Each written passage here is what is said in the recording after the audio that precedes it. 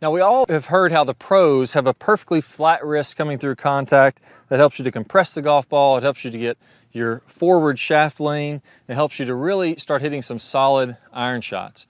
But let's find out if this is you. Let me ask you if you have a couple of these symptoms to see if you may be flipping the golf ball. Now, obviously, if you videotaped your swing and you see yourself with your club shaft straight up and down, your left wrist is breaking down, maybe the club first starts to split your forearms right over top of the golf ball, you're going to be in the flipping category. We're going to talk about how to flatten out that lead wrist. But if you haven't videotaped yourself, do you find yourself having to tee the ball up on the perfect piece of grass? If the ball is sitting down, maybe it's a tightly mown fairway, maybe it's not setting up just right, you find yourself kind of moving the ball around back and forth until you just get it 1 millimeter higher than the normal lie that it had to try to give yourself any margin for error that you can. Odds are, if you're doing that, you're probably flipping with your lead wrist, flipping your hands a little bit too early in the swing. Also, if you find yourself hitting what feels like a good shot, I mean, you look down, it's on the center of the face, but it's just not as solid as you hear some other players hitting the ball, then you may be flipping then also. So if this sounds like you, I have a perfect remedy for this. We're going to talk about one really big misconception of holding the wrist flat that could be hurting you and causing you to flip. Let's go ahead and get started. One of the biggest things you could do wrong to make sure that you start to flip a little bit and get tight and lose lag is trying to keep this left wrist dead tight and flat the entire swing. Some people will buy special gloves that have a little thing that locks your wrist in. Those don't work. We've tried them. They didn't really help.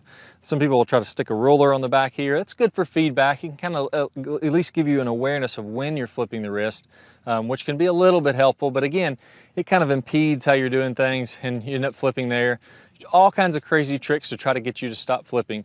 But what if I told you that you're actually supposed to flip? The more we can flip this wrist, the flatter it's going to be at contact. Now I'm going to get to that here in a second. I know it sounds counterintuitive, but let me walk you through first what happens when we try to keep this wrist tight.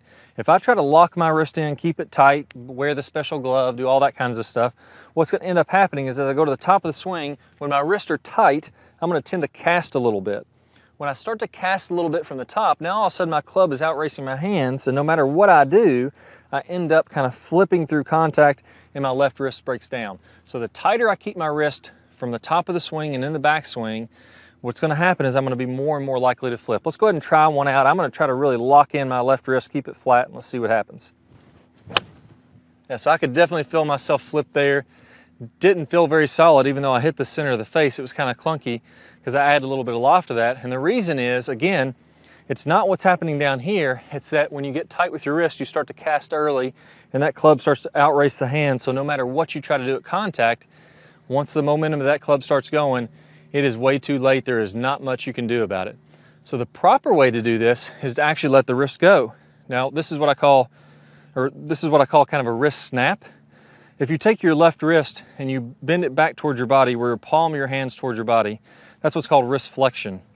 Now, if I do it the other way, that's called wrist extension. In the golf swing, the wrist is doing this.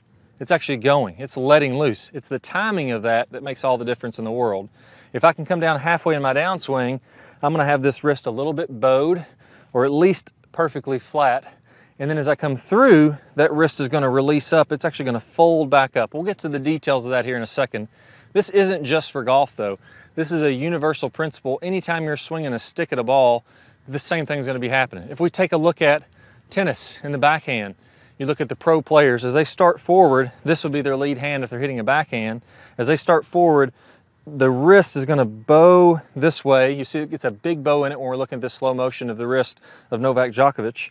And then as he releases that through contact, you're going to see how that wrist is nice and flat. So it's going from bowed to flat. Now in golf, we don't go quite this extreme, but I use tennis as an example because it is a little bit more extreme. You can see how that wrist bows and then snaps forward to go flat. In golf, the same thing has happened. If we take a look at Tiger Woods, we'll see how his wrist is flat coming down. It doesn't have to get that much bow as we talked about there in tennis.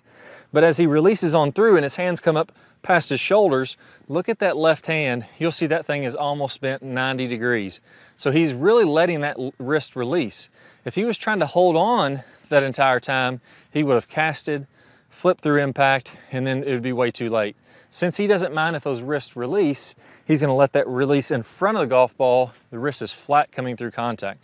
Now I have a great drill, a series of drills that I'm going to lead you through now. We all see how this is happening.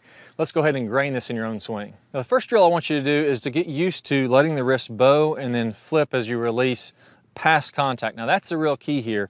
We don't want that wrist to flip prior to contact. We still want to let it go, but it's happening after contact. So there's contact, and then I'm letting that hinge up after I make the swing, or after I come through contact. So think about hearing or feeling that wrist come on up as you're about chest high in the follow through, just like we saw with Tiger Woods. So the first piece to this is going to be letting that wrist feel like it bows. Now if we're going to do that, I need to feel like I turn the club handle like I'm turning it, twisting it around itself, the handle there. You notice how that bows my lead wrist. So if I come about halfway back, I bow my lead wrist, I'm gonna feel like the logo of my glove is down toward this ball. And then as I come through, I'm gonna go ahead and let it be flat as I'm coming on through here. And if I go a little farther, I'm gonna go ahead and let that hinge up. So just some little mini swings, some mini practice swings, feeling like I let that wrist bow. Big angle on the wrist there, right hand on top, logo down, and then as I come on through, I'm gonna let that fold up as I'm coming up here above my chest. So we're kind of going from bowed, letting it release to flat, and then going ahead and folding up. If we're looking at the right hand here, the same thing. The palm of my hand is bent back, is facing the ground. As it comes through, it goes flat, and then as I come on up, I let it release on around. So do a few of those to get really comfortable with this. Now, you may not be quite convinced how this is going to add power to your swing, but think of it this way. If I was to take the back of my hand, like I was going to backhand something, and I was going to have it locked in stiff and not let it really release.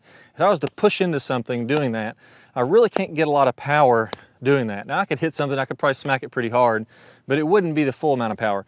Now imagine I'm going to let my wrist bow, and I'm really going to let my wrist flick as I'm doing that. Now, as I do that same thing, you know, we can hear the difference there rather than just pushing into it, getting a pop into it like that. So I'm letting that wrist speed add to it. Same thing in the golf swing. I'm adding not only the momentum in my arms, but adding that wrist speed to let the club accelerate. That way you don't have to be big and strong.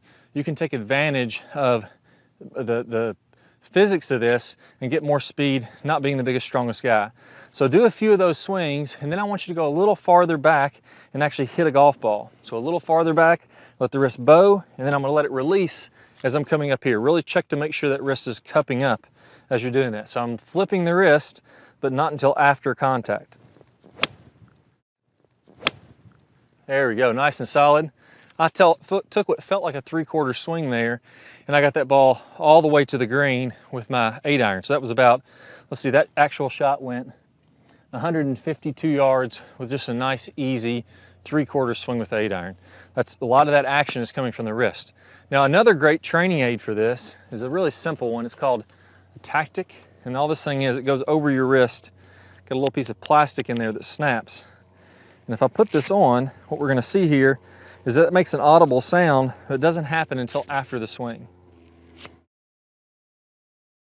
Right, so you can see this little tab is on the back where my logo of my glove is, and if I let my wrist bow, there's got some space between that and my wrist. As I let my wrist cup, or I flip my wrist, now all of a sudden it's gonna make a little click. You can hear that happening. So this is gonna give you audible feedback now to where I can tell when I'm flipping my wrist. So if you tend to set up with your hand like this at a dress with a cup there, you're gonna notice, oh, I gotta get my hands way forward to get this not to snap. So as I set up from there, this hasn't snapped yet. I should be able to go all the way to the top of my backswing. Even in my downswing, I feel like I'm gonna create a little space there like we talked about. And then I'm gonna, from there, let this go and snap up. Now I hear that snapping right around here somewhere. So I shouldn't be hearing that until I'm about, again, chest high in the follow through. But the key is, once I get to impact, I want to feel like that's happening as quickly as I can. I want to get that, you know, that pop, that snap coming through there. So let's go ahead and try one here with the tactic. You don't have to have this. This is just a good example of why it's not a good idea.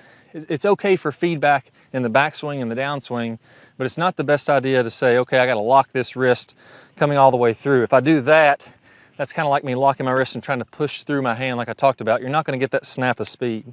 So let's go ahead and get this set up correctly.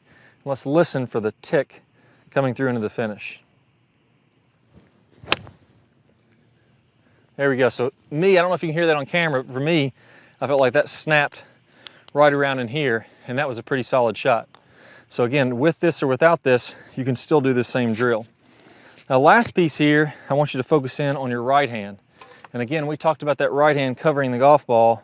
I want you to feel like as that right hand releases, it goes from bent back to flat. This is what we call the straight line release. As I come through contact, I want my right hand facing down, and then from there, I want to release my right hand and get the wrist perfectly flat at about a 45-degree angle in front. So make a couple little half back swings, wrist bent back, and then I'm going to really release that coming on through. Get that same sensation for 4 or 5 swings, and you're going to go ahead and really get the full power of your swing on these. There we go, so nice full swing on that one. Let's go ahead and see what the distance said there. So you notice with the half swing, I was even getting 150. That one's gonna be a little farther, about 160 or so probably. Yeah, 160 carry, 163 after it rolled out a little bit. So get those wrists to add some speed to that. That's gonna help you to get the most out of your swing where you don't have to be a big, strong guy. You can still get some great distance.